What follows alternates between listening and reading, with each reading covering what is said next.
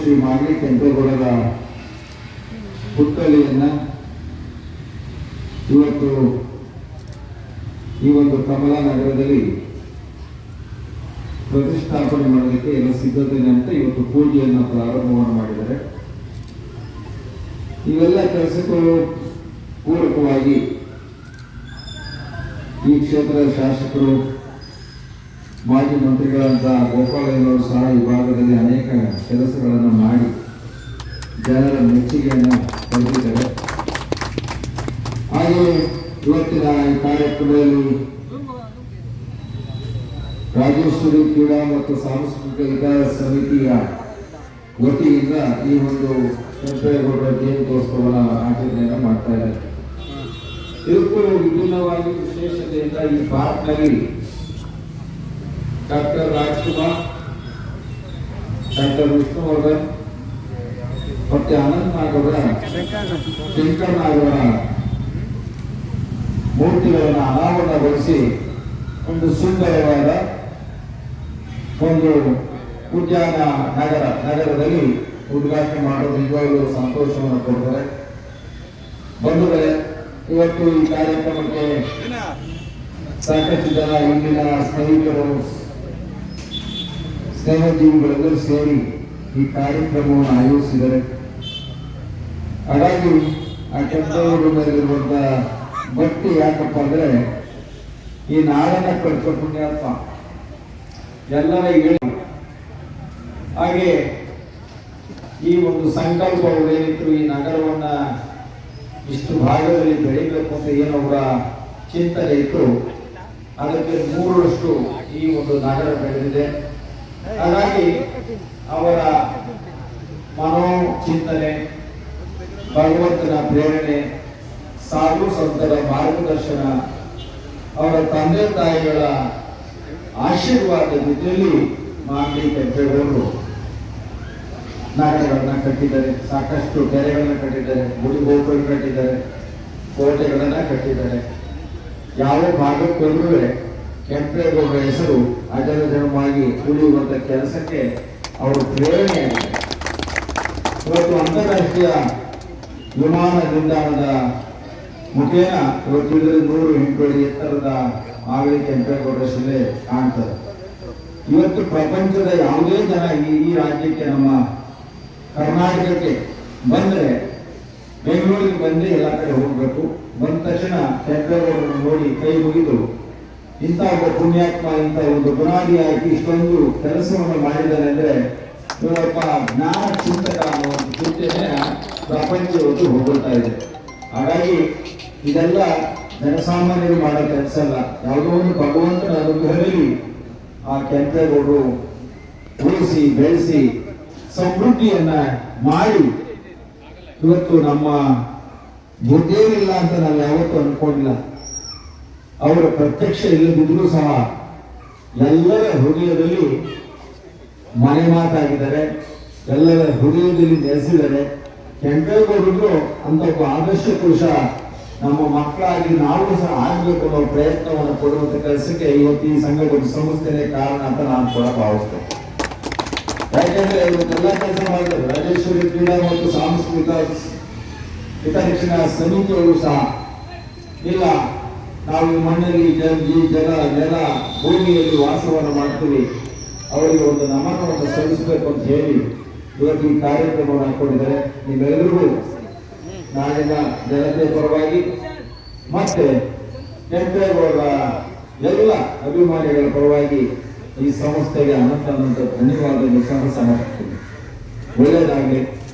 ನನಗೂ ಸಹ ಆಹ್ವಾನವನ್ನು ಕೊಟ್ಟು ಬಂದೆ, ಚೆನ್ನಾಗಿದೆ. ಪ್ರಯತ್ನ ಚೆನ್ನಾಗಿದೆ, ಮುಂದಿನ ಕೆಲಸವೂ ಚೆನ್ನಾಗಿರ್ತದೆ. ಹಾಗಾಗಿ ನಿಮ್ಮ ಪ್ರಯತ್ನ, ನಿಮ್ಮ ಚಿಂತನೆ ಎಲ್ಲ ಇದೆ.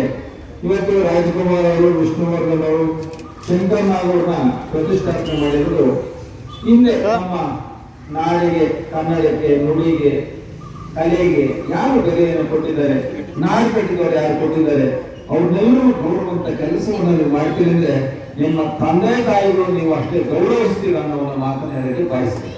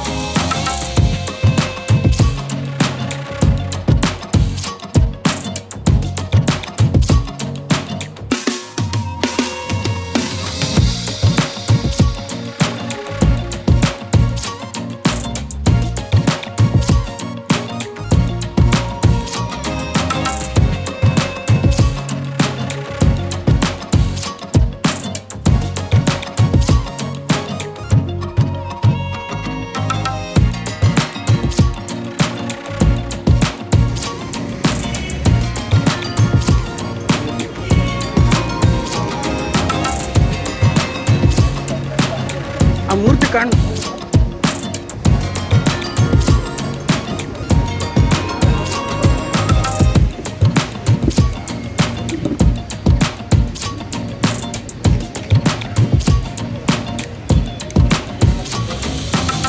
ಉತ್ಸವದ ಪ್ರಸಾದವನ್ನು ಸ್ವೀಕರಿಸಬೇಕು ಅಂತ ಕೇಳ್ಕೊಳ್ತಾ ಇದ್ದೀವಿ.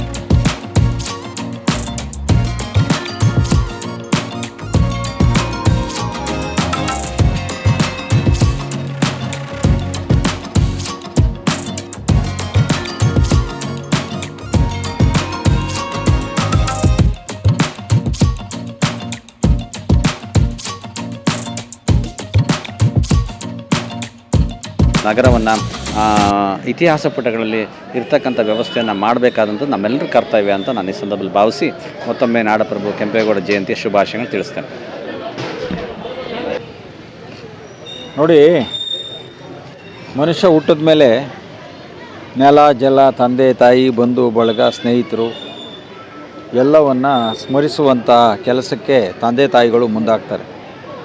ಆ ಸಂದರ್ಭದಲ್ಲಿ ಗುರು ಹಿರಿಯರು ಮತ್ತು ತಂದೆ ತಾಯಿಗಳು ಈ ನಾಡು ಕಟ್ಟಿದಂಥವ್ರನ್ನ, ಈ ದೇಶ ಉಳಿಸಿದಂಥವ್ರನ್ನ, ಮಹನೀಯರನ್ನ ಸ್ಮರಣೆಯನ್ನು ಪ್ರತಿ ವರ್ಷವೂ ಮಾಡ್ತಾರೆ.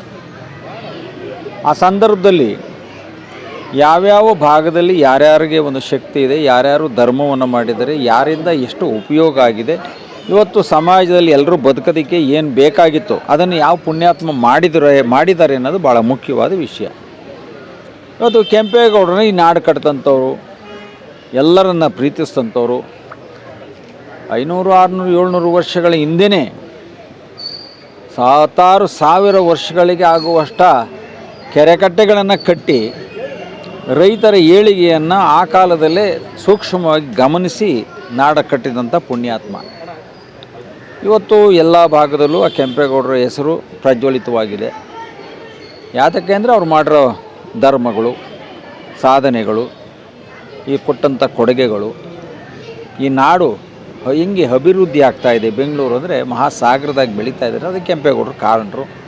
ಹೀಗೆ 10 ಹಲವು ಕಾರಣಗಳ ಜೊತೆಯಲ್ಲಿ ಇವತ್ತು ನಮ್ಮ ರಾಜರಾಜೇಶ್ವರಿ ಚಾರಿಟಬಲ್ ಟ್ರಸ್ಟ್ ವತಿಯಿಂದ ಕೆಂಪೇಗೌಡರ ಬಗ್ಗೆ ಒಂದು ಅಭಿಮಾನವಿಟ್ಕೊಂಡು ಈ ನಾಡು ಕಟ್ಟೋರಿಗೆ ನಮನವನ್ನು ಸಲ್ಲಿಸುವಂಥ ಕೆಲಸದಲ್ಲಿ ಇವತ್ತು ಮುಂದಾಗಿದ್ದಾರೆ.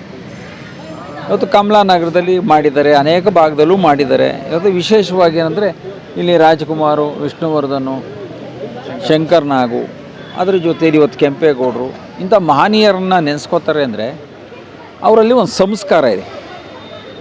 ನಾವು ಇಲ್ಲಿ ಹುಟ್ಟಿದ್ದೀವಿ, ನಾವು ಇನ್ನೊಬ್ಬರನ್ನ ದೊಡ್ಡವ್ರನ್ನ ಗೌರವಿಸೋರು, ನಮ್ಮನ್ನು ಮುಂದೊಂದು ದಿನ ಜನ ನಮ್ಮನ್ನು ಗೌರವಿಸ್ತಾರೆ ಅನ್ನೋ ಒಂದು ಭಾವನೆಯನ್ನು ತುಂಬಿಕೊಂಡು ಈ ಒಂದು ಸಮಾಜದ ಕಳಕಳಿಯ ಕೆಲಸದಲ್ಲಿ ಮುಂದಾಗಿದ್ದಾರೆ. ಅದಕ್ಕೆ ನಾವೆಲ್ಲರೂ ಪ್ರಶಂಸೆಯನ್ನು ಕೊಡಬೇಕಾಗ್ತದೆ. ಮಾಡಿರೋದಕ್ಕೆ ನಾವು ಸಹ ಅವ್ರಿಗೆ ಅಭಿನಂದನೆಗಳು ಸಲ್ಲಿಸಿ ಪ್ರೋತ್ಸಾಹವನ್ನು ಕೊಡಬೇಕಾಗ್ತದೆ.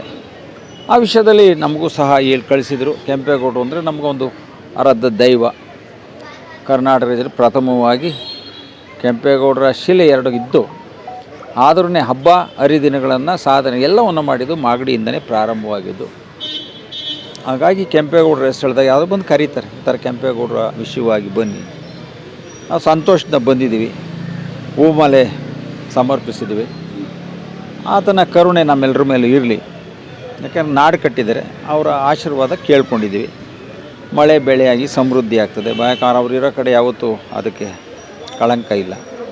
ಸರ್, ಎಲ್ಲೋ ಒಂದು ಕಡೆ ಕೆಂಪೇಗೌಡರು ಈಗ 5 ವರ್ಷದಿಂದ ಬೆಂಗಳೂರು ಕಟ್ಟಿದ್ರು, ಕೆರೆ ಕಟ್ಟೆಗಳು. ಬಟ್ ಇವತ್ತು ಬೆಂಗಳೂರು ಕಾಂಕ್ರೀಟ್ ನಾಡಾಗಿ ಕೆರೆಗಳೆಲ್ಲ ಒತ್ತುವರಿ ಆಗ್ತಾ ಇದೆ, ಮತ್ತು ಗಿಡಗಳನ್ನೆಲ್ಲ ಕಡಿದು ನಾಶ ಮಾಡ್ತಾರೆ. ಏನು ಹೇಳ್ತೀರಾ ಬೆಂಗಳೂರು ಜನ? ಇದು ಜನರ ಸಮಸ್ಯೆ, ಜನರಿಂದ ಜನನಾಯಕನ ಮಾಡಿದ್ದು. ಹಾಗಾಗಿ ಯಾರ ಮೇಲೆ ಕಂಪ್ಲೇಂಟ್ ಮಾಡ್ತೀರಿ? ಹಾಗಾಗಿ ಮಾಡಿರೋ ಪುಣ್ಯಾತ್ಮ ಮಾತ್ರ ಸ್ಮರಣೆ ಮಾಡಬೇಕು. ಅದು ಬೇರೆ ಮಾತಾಡಿದಾಗ ಅದಕ್ಕೆ ಗಂಟೆಗಟ್ಟಲೆ ಮಾತಾಡಬೇಕಾಗುತ್ತೆ. ಒಂದು ವಿಷಯದಲ್ಲಿ ಒಬ್ಬರನ್ನ ತೇಜೋವಧೆ ಮಾಡೋದಕ್ಕಿಂತ ಸಮಯ ಬಂದಾಗ ಅದನ್ನು ಕುಲಂಕುಷ ಚರ್ಚೆ ಮಾಡಿದಾಗ ವಿಷಯಗಳನ್ನ ಪ್ರಸ್ತಾಪ ಮಾಡಬೇಕಾಗುತ್ತೆ. ರಾಜ್ಯ ಸರ್ಕಾರ ಅಧಿಕೃತವಾಗಿ ಕೆಂಪೇಗೌಡರ ಜಯಂತಿ ಆಚರಣೆ ಮಾಡಿತು. ಎಲ್ಲೋ ಒಂದು ಕಡೆ ನಮ್ಮ ದೇಶಕ್ಕೆ ಒಂದು ಹೆಮ್ಮೆಯ ಕನ್ನಡಿಗರಾಗಿ ಪ್ರಧಾನಿಯಾಗಿ ಸೇವೆ ಸಲ್ಲಿಸಿದ ದೇವೇಗೌಡರಾಗಿರ್ಬೋದು, ಈಗ ಕೇಂದ್ರ ಮಂತ್ರಿ ಕುಮಾರಸ್ವಾಮಿ ಅವರ ಹೆಸರು ಕೂಡ ಏನು ರಾಜ್ಯ ಸರ್ಕಾರದ ಆಮಂತ್ರಣ ಪತ್ರದಲ್ಲಿ ಕೈ ಬಿಟ್ಟಿರೋದು ಎಷ್ಟರ ಮಟ್ಟಿಗೆ ಸರಿ ಅಂತ? ಸಾಧನೆ ಮಾಡಿದವ್ರಿಗೆ ಅದರೊಳಗೆ ಸೇರಿಸ್ಕೊಂಡು ಏನು ಮಾಡ್ತೀರಿ? ಈಗ ಇಲ್ಲಿ ಬಂದವ್ರಿಗೆ ಪ್ರಸಾದ ಹಂಚಿದ್ದೀವಿ, ಇಲ್ಲಿ ಬರೆದವ್ರಿಗೆ ನಮ್ಮ ಪ್ರಸಾದ ತೊಗೊಂಡು ಊರಲ್ಲಿ ಕೊಡೋಕ್ಕಾಗುತ್ತಾ? ಯಾರ್ಯಾರು ಯಾವ ಕಾರ್ಯ ಮಾಡಿ ಇವತ್ತು ಎಲ್ಲರೂ ಬಂದು ನನ್ನ ಕರ್ಕೊಂಬಂದ್ರು ಅಂದರೆ ಕೆಂಪೇಗೌಡರು ನಮಗೊಂದು ಶಕ್ತಿ ಇದೆ, ಒಂದು ಆರಾಧನೆ ಇದೆ, ಅವರಿಂದ ಒಳ್ಳೇದಾಗಿದ್ದರಿಂದ ಕರೆದಿದ್ದಾರೆ. ಏನೂ ಮಾಡಿದ್ರೆ ಅಂದ್ಬಿಟ್ಟು ಮೇಲೆ ಕುಣಿಸ್ಬಿಟ್ಟು ನಾವೇ ಚೇರ್ ಹಾಕ್ಬಿಟ್ಟು ಬಾರಪ್ಪ ಇಲ್ಲಿ ಅಂದ್ಬಿಟ್ಟು ಕರ್ಕೊಂಬರೋಕ್ಕಾಗುತ್ತಾ? ಅದರಿಂದ ಪ್ರಯೋಜನ ಇಲ್ಲ. ಪ್ರಯೋಜನ ಯಾರನ್ನ ನಾವು ಗೌರವಿಸ್ಬೇಕಾದ್ರೆ ಅವರಿಂದ ಅಲ್ಲಿ ಒಂದು ಕೊಡುಗೆ ಇರಬೇಕಲ್ಲ ಅಲ್ವಾ? ಅದರಿಂದ ಈಗ ಅವರೇ ಮಾಡಿದಂಥ ಸರ್ಕಾರಗಳು, ಅವರೇ ನಡೆಸಿದಂಥ ದಿಟ್ಟಿನಲ್ಲಿ ಸಾಗಿದೆ. ಅವ್ರ ಕೊಡುಗೆನೂ ಈ ಜನ ಕೇಳ್ತಾರಲ್ವ. ಅದರಲ್ಲಿ ಇವತ್ತು ವಿಭಿನ್ನವಾದಂಥ ಮನಸ್ಥಿತಿ ಇರುವಂಥ ಕಾಲ. ಯಾರನ್ನ ಗೌರವಿಸ್ಬೇಕು, ಅಗೌರವಿಸ್ಬೇಕು ಅಂತ ಒಂದು ಕಾಲನ ನಿರ್ಣಯ ಮಾಡುವಂಥ ಸಂದರ್ಭ. ಹಾಗಾಗಿ ನಾವು ಯಾವುದನ್ನ ಸರಿ ತಪ್ಪು ಅನ್ನೋದಕ್ಕಿಂತ ಕಾಲ ಬಂದಾಗ ಅದನ್ನು ಕುಲಂಕುಷ ಮಾತಾಡ್ತೀವಿ. ನಮಸ್ಕಾರ. ಭಾಗದಲ್ಲಿ ಪ್ರತಿ ವರ್ಷ ಶಂಕರನಾಗ ಬಸ್ ಸ್ಟ್ಯಾಂಡಲ್ಲಿ ಇದು 3 ಸ್ಟ್ಯಾಚು ಇರೋದು ಅದ್ಭುತ ಅಂತ ಒಂದು ಸ್ಟ್ಯಾಚು. ಇವತ್ತು ಕೆಂಪೇಗೌಡರ ಜಯಂತಿ ಮಾಡ್ತಾವ್ರೆ, ಭಾಳ ಅದ್ದೂರಿಯಾಗಿ ಮಾಡ್ತಾವ್ರೆ.